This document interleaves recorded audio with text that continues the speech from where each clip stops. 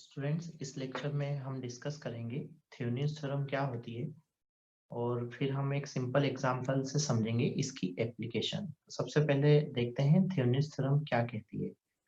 Any linear bilateral complex network can be replaced by N equivalent circuit that will consist of a voltage source in series with a resistance। इसका मतलब ये है, theorem ये कहती है कि कोई भी लीनियर बाइलेटरल और कॉम्प्लेक्स नेटवर्क है उसे हम उसके एक सिंपल रूप में बदल सकते हैं जिसमें केवल एक वोल्टेज सोर्स लगा होगा और सीरीज में एक रेजिस्टेंस लगा होगा, RTH और VT। ठीक है, where the value of this voltage source is open circuit voltage between the terminals from where the circuit is to be replaced।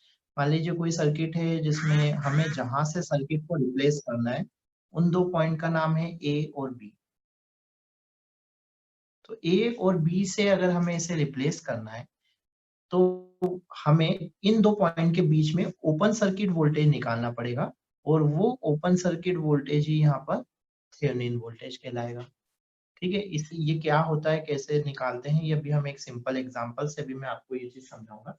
अभी बस आप ये समझिए कि जहां जिन दो पॉइंट के बीच से हमें सर्किट को रिप्लेस करना रहेगा हम उन दो पॉइंट के बीच का open circuit voltage find out करेंगे। इसके बाद हम निकालेंगे रेजिस्टेंस, क्योंकि थ्योरम में कहती है and the value of the resistance is the open is the equivalent resistance between those terminals from where the circuit is to be replaced. जहां पर उस रेजिस्टेंस की वैल्यू उन दो पॉइंट के बीच देखी गई रेजिस्टेंस की वैल्यू होगी या इक्विवेलेंट वैल्यू होगी। ठीक है, हम इसको एक एग्जांपल से समझेंगे। उससे पहले हम इसके स्टेटमेंट में आए हुए कुछ शब्द, इंपॉर्टेंट शब्द है, उन पे भी ध्यान देते हैं। स्टेटमेंट कहता है एनी लीनियर बाइलेटरल नेटवर्क।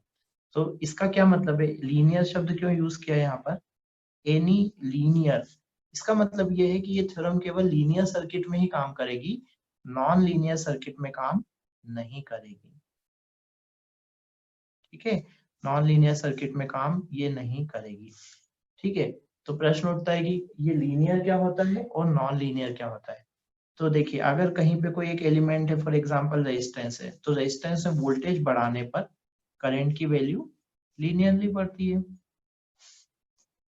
चाहे आप कितना भी वोल्टेज बढ़ाते जाएं, करंट भी उसी प्रोपोर्शन में बढ़ता जाएगा। क्यों? क्योंकि हमें पता है V equal to I R होता है, तो R की वैल्यू कांस्टेंट होती है V बाय आई।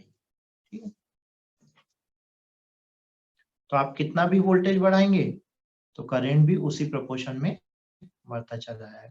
तो इस तरह की अगर कोई कैरेक्टरिस्टिक फॉलो करता है एलिमेंट सर्किट में लगा हुआ और सारे एलिमेंट ऐसे ही होते हैं तो वो सर्किट लीनियर सर्किट कहलाता है। पर कुछ ऐसे एलिमेंट होते हैं जहां पर आप वोल्टेज बढ़ाते हैं तो करंट उस प्रोपोर्शन में नहीं बढ़ता है। फॉर एग्जाम्पल, एक कैपेसिटर लगा है, तो आप इस कैपेसिटर को यदि चार्ज कर रहे हैं तो कैपेसिटर को चार्ज करते समय यदि आप वोल्टेज की वैल्यू बढ़ाते जाएं तो वोल्टेज की वैल्यू बढ़ाने पर करंट की वैल्यू बढ़ना चाहिए, चार्जिंग करंट की, पर एक लिमिट आएगी। उसके बाद कैपेसिटर फुली चार्ज हो जाएगा, उसकी कैपेसिटी एग्जॉस्ट हो चुकी होगी और वो चार्ज होना बंद हो जाएगा।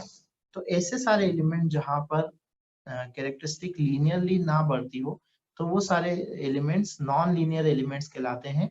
और अगर इस तरह के एलिमेंट्स सर्किट में लगे हैं तो वहां पर ये थ्योरम काम नहीं करेगी।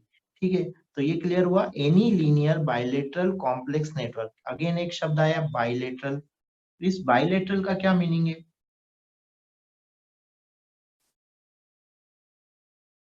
यहाँ पर इस बाय से ही दिख रहा है कि टू मींस ऐसे सारे एलिमेंट जो बोथ साइड वर्क कर पाए।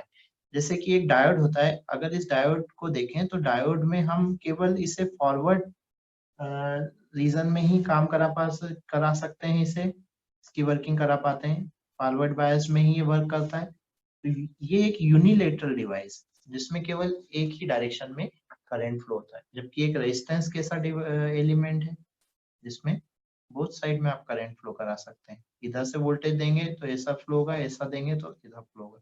सो रेजिस्टेंस इज द बाई डायरेक्शनल या bilateral element and diode is the unilateral element.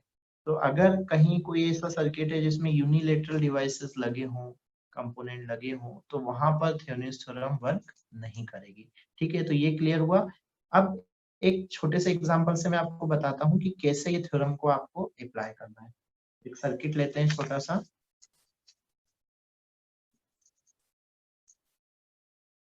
ठीक है, ये सर्किट लिया, उसमें एक रेजिस्टेंस लगा है, ये एक रेजिस्टेंस लगा है। वैसे तो ये थ्योरम कॉम्प्लेक्स सर्किट के लिए यूज करना सही रहता है, पर क्योंकि हम यहाँ कॉन्सेप्ट समझना चाह रहे हैं थेवेनिन्स थ्योरम का, तो हम एक सिंपल सर्किट लेते हैं और देखते हैं कि किस तरह से ये काम करती है। ठीक है, यहाँ एक रेजिस्टेंस को चलिए, तो ये 10 वोल्ट है, ये 2 ओम है, ये 3 ओम है, यहाँ पर 1 ओम है और यहाँ पर 5 ओम फॉर एग्जाम्पल। अगर क्वेश्चन में बोला जाए find the current flowing through 5 ohm resistance using Thevenin's theorem, तो हमने देखा था कि थ्योरम में कि किसी भी सर्किट को आप रिप्लेस कर सकते हैं इक्विवेलेंट सर्किट में। तो यदि मैं इस सर्किट को ऐसा रिप्लेस कर दूं ए और बी के बीच में, ये रेजिस्टेंस में हमें करंट निकालना है, इसे तो एलिमिनेट नहीं करेंगे। तो यदि इस सर्किट को ए और बी से इस तरह से रिप्लेस कर दूं, इसमें केवल एक वोल्टेज सोर्स लगाओ और सीरीज में एक रेजिस्टेंस लगाओ ऐसा, तो फिर मैं आसानी से यहाँ 5 ओम से करंट निकाल पाऊंगा। ठीक है, तो उसके लिए मुझे क्या करना पड़ेगा, सबसे पहले मुझे ये स्टेप होगी कि मैं इस 5 ओम रेजिस्टेंस को हटा दूं,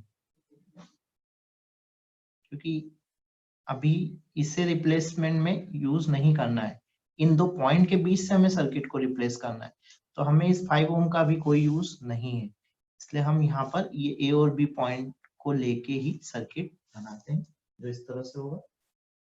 ठीक है, ये 10 वोल्ट, ये 2 ओम, ये 3 ओम और ये 1 ओम। अब थ्योरम क्या कहती है कि इन दो पॉइंट के बीच का ओपन सर्किट वोल्टेज, इसलिए हमने यहाँ इसे ओपन किया है, यही क्या होगा, थेवेनिन वोल्टेज। तो अगर हमें ये मिल जाएगा ओपन सर्किट वोल्टेज, तो वो हम यहाँ रख देंगे, वही थेवेनिन वोल्टेज होगा। तो सबसे पहले निकालते हैं यहाँ का वोल्टेज। अब वोल्टेज निकालने के लिए आप हर क्वेश्चन सॉल्वर अलग अलग तरीके से इसे निकाल सकता है। कोई स्टूडेंट इसको नोडल एनालिसिस से निकाल सकता है, कोई इसको वोल्टेज डिवाइडिंग से निकाल सकता है, कोई इसे करंट डिवाइडिंग से निकाल सकता है, कोई मेश एनालिसिस से निकाल सकता है, जैसे भी चाहे वो उसे निकाले, पर निकालना अल्टीमेटली क्या है, ओपन सर्किट वोल्टेज। ठीक है, तो ओपन सर्किट वोल्टेज निकालने के लिए हम यहाँ पर मेरे हिसाब से हम वोल्टेज डिवाइडिंग लगा सकते हैं, क्योंकि यहाँ पर ये एक लूप दिख रहा है जिसमें यहाँ कोई करंट फ्लो नहीं हो रहा है, तो इस रेजिस्टेंस में तो कोई वोल्टेज है नहीं, और ये एक सिंगल लूप दिख रहा है मुझे, तो जिसमें एक सीरीज में रेजिस्टेंस है और ये दूसरा रेजिस्टेंस है, तो वोल्टेज यहाँ दो पार्ट में डिवाइड हो रहा है, क्योंकि करंट यहाँ से फ्लो हो रहा है फिर यहाँ जा रहा है पूरा का पूरा करंट, यहाँ तो कुछ जा नहीं रहा है। तो एक सिंगल लूप में हम वोल्टेज डिवाइडिंग रूल लगा सकते हैं, तो सीधे हमें VTH की वैल्यू मिलेगी, VTH will be equal to 10 into, voltage dividing rule क्या कहता है, जहां जहां जिस रेजिस्टेंस में आपको वोल्टेज की वैल्यू निकालनी है, वो रेजिस्टेंस से आप मल्टीप्लाई करिए टोटल वोल्टेज में, divided by sum of resistance. Voltage हमेशा सीरीज में डिवाइड होता है और करंट हमेशा पैरेलल में डिवाइड होता है। ठीक है, तो यहाँ पे ये सीरीज कनेक्शन दिख रहा है, क्योंकि यहाँ तो कोई करंट फ्लो नहीं है, एक सिंगल लूप हो गया ये, इस सर्किट का कोई सिग्निफिकेंस नहीं रह गया, ये ओपन है यहाँ, तो इसलिए हमें दो रेजिस्टेंस सीरीज में दिख रहे हैं यहाँ सिंगल। ठीक है, तो हम यहाँ सीधे बता सकते हैं 10 इंटू 360 30 डिवाइडेड बाय 5, कितना आ गया, 6 वोल्ट। ठीक, तो ये समझ में आया होगा आपको कि ये एक 6 वोल्ट दिख रहा है मुझे वोल्टेज, और जिसे हम यहाँ पर लिख सकते हैं 6 वोल्ट, तो हमें VTH मिल गया है, ओपन सर्किट वोल्टेज। ये ओपन सर्किट वोल्टेज मिलने के बाद हमारी नेक्स्ट स्टेप होगी रेजिस्टेंस निकालना। ये रेजिस्टेंस क्या होता है अकॉर्डिंग टू थ्योरम, थ्योरम कहती है and the value of this resistance is the equivalent resistance between those points from where the circuit is to be replaced। तो इस रेजिस्टेंस की वैल्यू इन दो पॉइंट के बीच देखी गई इक्विवेलेंट रेजिस्टेंस की वैल्यू होगी। ठीक है, अब अगर हमें रेजिस्टेंस निकालना है तो हमें करंट सोर्स और वोल्टेज सोर्स हटाने पड़ेंगे, क्योंकि हम इक्विवेलेंट रेजिस्टेंस की बात कर रहे हैं। तो वहां पर वोल्टेज की वैल्यू और करंट की वैल्यू का क्या काम है? तो जब भी आपको वोल्टेज सोर्स को हटाना हो तो आप उसके इंटरनल रेजिस्टेंस से उसे रिप्लेस करिए। अगर क्वेश्चन में इंटरनल रेजिस्टेंस नहीं दिया है, इसका मतलब हमें वोल्टेज सोर्स को और करंट सोर्स को आइडियल सोर्स मानना है और उनको उनके इंटरनल रेजिस्टेंस से रिप्लेस करना है। तो हमें पता है कि एक वोल्टेज सोर्स का, एक आइडियल वोल्टेज सोर्स का इंटरनल रेजिस्टेंस क्या होता है? हमेशा 0। तो इसलिए हम 0 को शॉर्ट सर्किट से रिप्लेस करेंगे, because short circuit means 0 resistance. देखिए यहाँ इन दो पॉइंट के बीच में कहीं कोई ऑपोजिशन नहीं होगा करंट का, इसलिए ये शॉर्ट सर्किट का मतलब होता है 0 रेजिस्टेंस। ठीक, तो ये हम ऐसे लिख सकते हैं 2 ओम, यहाँ 3 ओम, 1 ओम, और ये ए और बी के बीच में करंट रेजिस्टेंस की वैल्यू कितनी आएगी? 2 और 3 कैसे दिख रहे हैं पैरेलल में? यहाँ पर आपको निकालना है आरएबी, तो आप इधर से क्लोज करेंगे अपोजिट से। 2 और 3 कैसे दिख रहे हैं पैरेलल?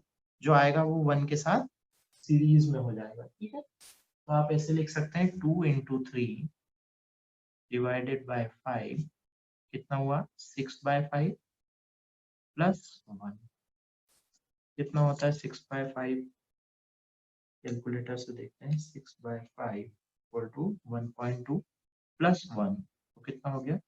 2.2। तो ये आ गई आरटीएच की वैल्यू, ये आई है आरटीएच की वैल्यू। ठीक है, अगर आपके पास आरटीएच है तो आप यहाँ रख सकते हैं 2.2। तो इसका मतलब ये है कि जो भी ये सर्किट था, उस सर्किट का ये इक्विवेलेंट सर्किट बन गया है, जिसमें एक वोल्टेज सोर्स लगा है और सीरीज में रेजिस्टेंस लगा है। तो अब आप आसानी से करंट निकाल पाएंगे, क्योंकि एक ये सिंगल लूप है। तो सिंगल लूप में आप एक सिंगल इक्वेशन लिख सकते हैं मेश एनालिसिस लगा के। क्या होगी इक्वेशन?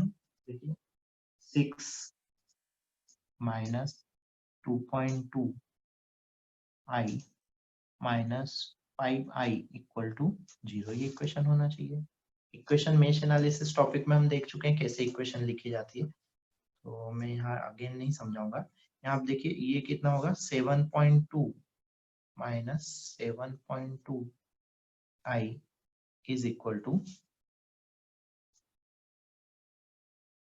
माइनस 6। इससे आई की वैल्यू मिलेगी माइनस 6/7.2। देखते हैं 6/7.2 कितना होता है? 0.834। करंट की वैल्यू मिली 0.834 एम्पियर। इस तरह से हम थेवेनिन्स थ्योरम अप्लाई करते हैं। हमारा एम यही होता है कि हम एक कॉम्प्लेक्स नेटवर्क को एक सिंपल सर्किट में बदलें।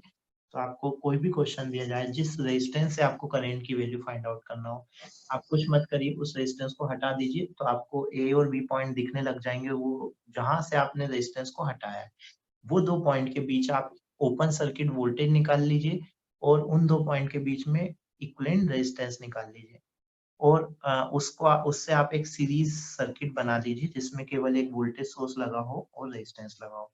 इसके बाद आप उन दो पॉइंट के बीच में अगेन वही रेजिस्टेंस लगा दीजिए जिसमें से आपको करंट पूछा जाए। तो आपके पास एक सिंपल सर्किट होगा जिसमें आप मेश एनालिसिस लगा के एक आसानी से करंट की वैल्यू बता पाएंगे। और अगर आपके पास करंट है किसी रेजिस्टेंस से और रेजिस्टेंस की वैल्यू भी है, तो आप वोल्टेज ड्रॉप भी बता पाते हैं और पावर कंज्यूम भी बता पाते हैं।